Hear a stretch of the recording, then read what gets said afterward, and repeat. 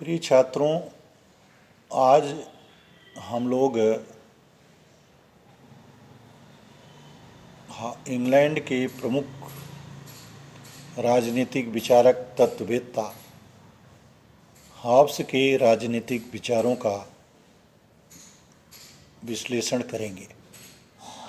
वैसे तो राज्य की उत्पत्ति के दैवीय और शक्ति सिद्धांतों को चुनौती देने वाले सामाजिक समझौते के सिद्धांत का रिचर्ड हुकर ने 16वीं शताब्दी के अंत में प्रतिपादन किया था। फिर भी 1610 ईस्वी में अल-यूसियस और 1625 ईस्वी में ह्यूगो ग्रोसस ने सामाजिक समझौते के सिद्धांत का पुरजोर समर्थन किया। फिर भी सामाजिक समझौते के प्रतिनिधि विचारक के रूप में हॉब्स, लॉक और रूसो का नाम प्रमुख रूप से लिया जाता है। कालक्रम की दृष्टि से इसमें हॉब्स का स्थान सबसे पहले आता है। हॉब्स अपने समय की अराजकतापूर्ण एवं असामाजिक परिस्थितियों से प्रभावित होकर निरंकुश एवं स्वेच्छाचारी राजतंत्रीय व्यवस्था के समर्थन के लिए सामाजिक समझौते के सिद्धांत का प्रतिपादन किया। हॉब्स का जन्म इंग्लैंड के दक्षिणी तट पर स्थित मात्सवरी नामक नगर में 5 अप्रैल 1588 को एक पादरी परिवार में हुआ था। इस समय इंग्लैंड में स्पेनी आर्मडा से गृह युद्ध या युद्ध का भय सर्वत्र व्याप्त था। इस घटना का उसके जीवन पर इतना गहरा प्रभाव पड़ा कि हॉब्स इस युद्ध के भय से कभी भी मुक्त नहीं हो सका।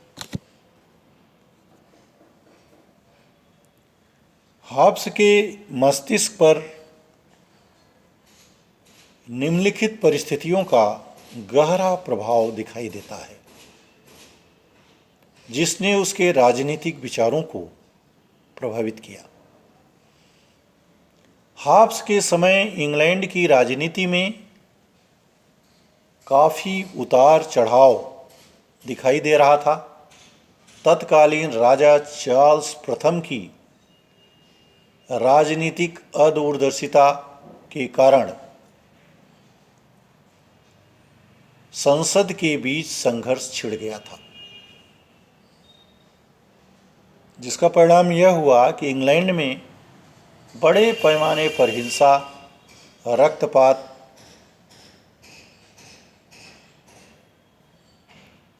हो रहा था। हॉब्स इस निष्कर्ष पर पहुंचा कि केवल शक्ति के प्रयोग के द्वारा ही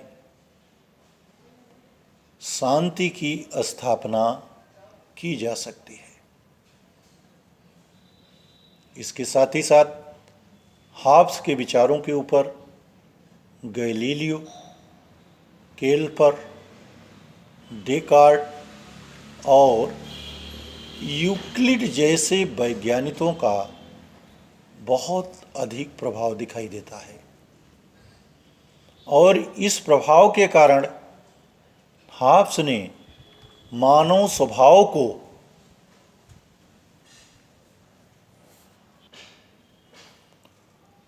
एक अणु के समान माना, जो निरंतर गतिशील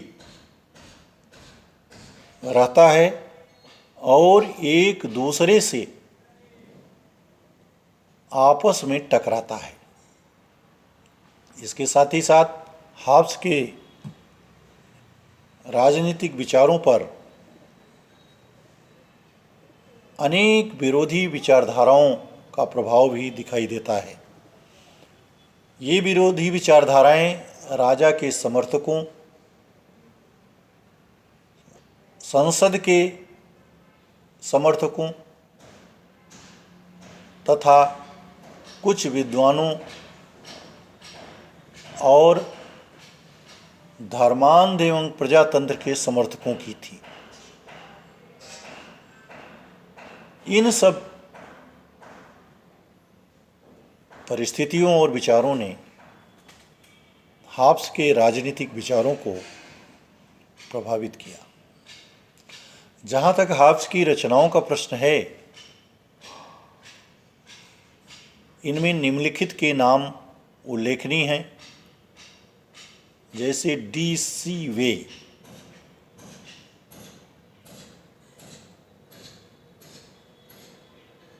दूसरी पुस्तक कानून के तत्व, एलिमेंट्स ऑफ लॉ,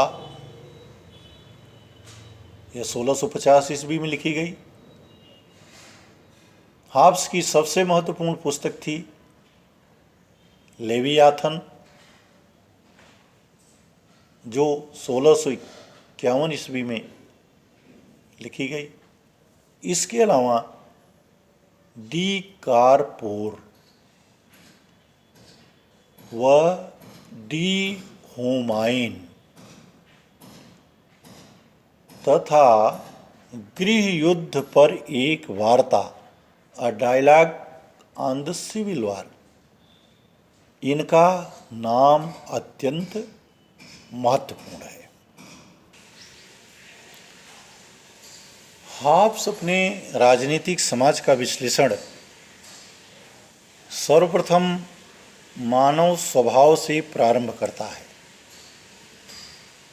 हाब्स ने मानव स्वभाव का वर्णन अपनी पुस्तक डी कारपोर और लेवियाथन के प्रथम भाग के अंतिम 4 अध्यायों में किया है।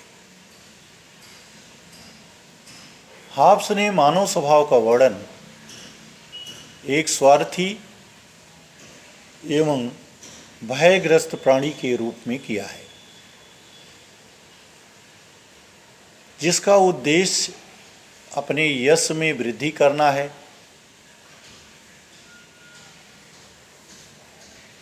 हाब्स के अनुसार मानव स्वभाव की निम्नलिखित विशेषताएं हैं, जैसे अहम भावना, अहंकार की भावना, ईगो, स्वार्थ की भावना, फीलिंग ऑफ सेल्फिशनेस तथा आत्मरक्षा की भावना,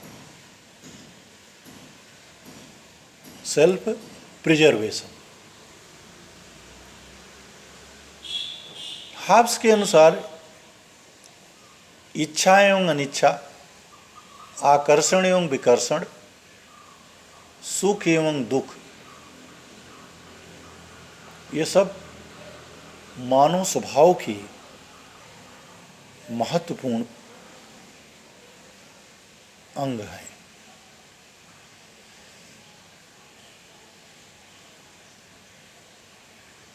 क्योंकि हाब्स ने सुख और दुख की भावना को मानव स्वभाव से जोड़कर देखा है, उसकी इस विचार के कारण हाब्स को उपयोगितावादी दर्शन का मूल प्रणेता भी कुछ दृष्टियों से कहा जाता है। हाब्स के अनुसार मनुष्य में अनेक अभिलाषाएं होती हैं और मनुष्य की ये इच्छाएं कभी भी तृप्त नहीं होती। हाब्स ने माना कि प्रकृति ने प्रत्येक मनुष्य को शारीरिक और मानसिक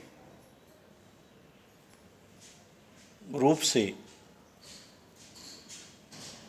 इतना समान बनाया है कि मनुष्य में कोई अंतर नहीं होता।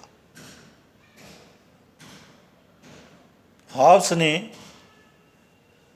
मनुष्यों में पारस्परिक संघर्ष के 3 प्रमुख कारण माने हैं। नंबर 1, स्पर्धा, कंपटीशन। नंबर 2, यश, ग्लोरी, ख्याति। नंबर 3, भय, फियर। हॉब्स का यह मत था कि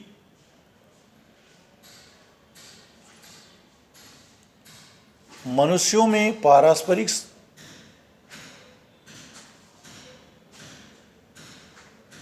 जो इच्छाएं हैं, ये इच्छाएं संघर्ष का कारण न होकर शांति और सामंजस्य की स्थापना में भी योगदान देती हैं। और इन सभी इच्छाओं में हॉब्स ने विवेक को सबसे महत्वपूर्ण स्थान दिया है। हॉब्स ने माना कि जब संघर्ष की पराकाष्ठा होती है तो व्यक्ति में विवेक जागृत होता है, जो इस बात के लिए प्रेरित करता है कि अशांति और संघर्ष से शांति का मार्ग अधिक उत्तम होता है।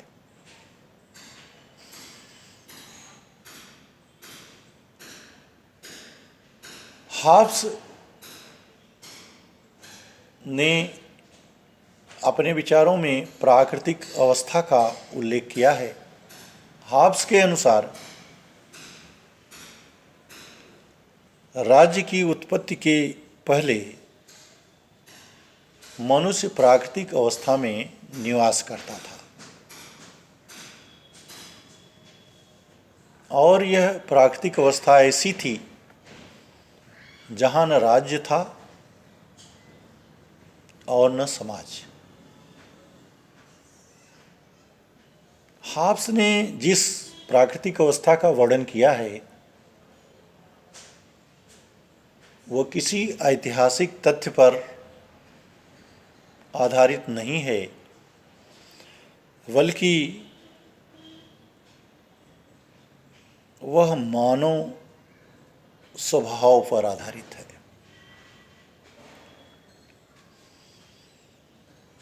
इस प्राकृतिक अवस्था में निरंतर भय एवं हिंसात्मक मृत्यु का भय बना रहता था। The life of man in state of nature was solitary, poor, nasty, brutish and sad. Hobbes के अनुसार इस अवस्था में उचित और अनुचित का कोई विचार नहीं था। यह प्राकृतिक अवस्था पूर्ण रूपेण अराजकता की अवस्था थी और इसमें रहने वाले मनुष्य का जीवन अत्यंत कष्टमय था। हॉब्स के अनुसार इस प्राकृतिक अवस्था की कई विशेषताएं थी, जैसे इस प्राकृतिक अवस्था में नैतिकता का पूर्ण रूपेण अभाव था।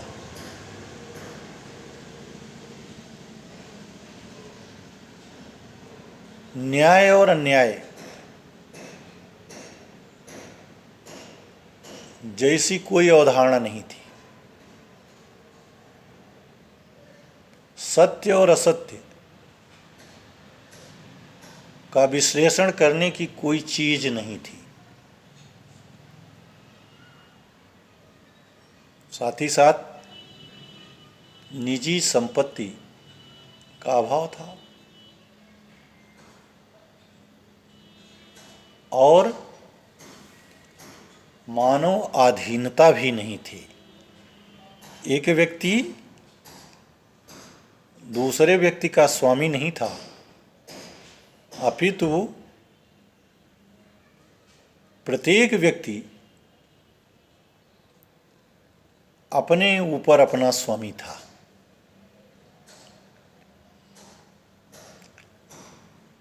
हब्स ने इस प्राकृतिक अवस्था का वर्णन करते समय इस प्राकृतिक अवस्था के एक सकारात्मक पक्ष की ओर भी वर्णन किया है कि इसके कुछ प्राकृतिक नियम थे। राज्य के द्वारा नियमित तो नियम नहीं थे, क्योंकि राज्य जैसी संस्था थी ही नहीं, लेकिन कुछ प्राकृतिक नियम थे। हब्स के अनुसार विवेक शांति के नियमों का सुझाव देता है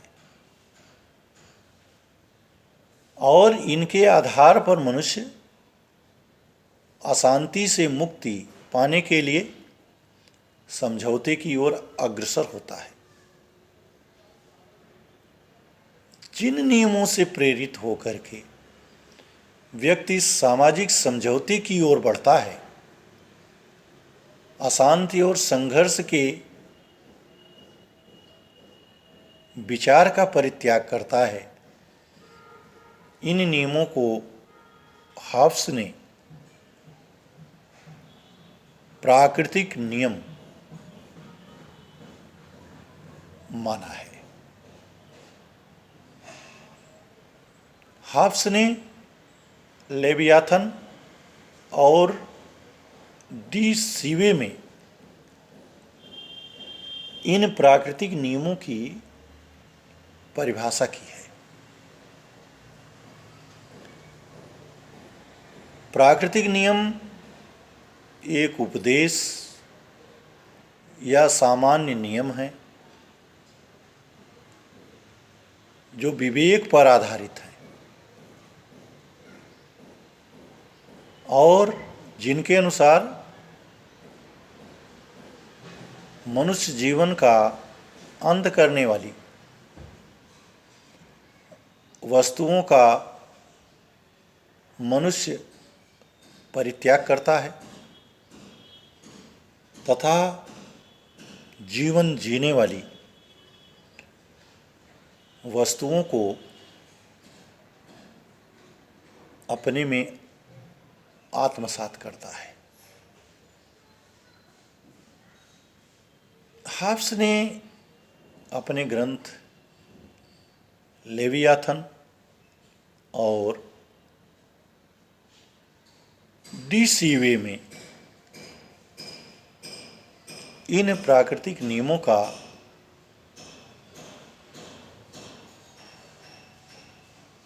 अत्यंत बृहद रूप से वर्णन किया है और विशेषकर 19 प्राकृतिक नियमों का उल्लेख किया है। इन नियमों के अंतर्गत निम्नलिखित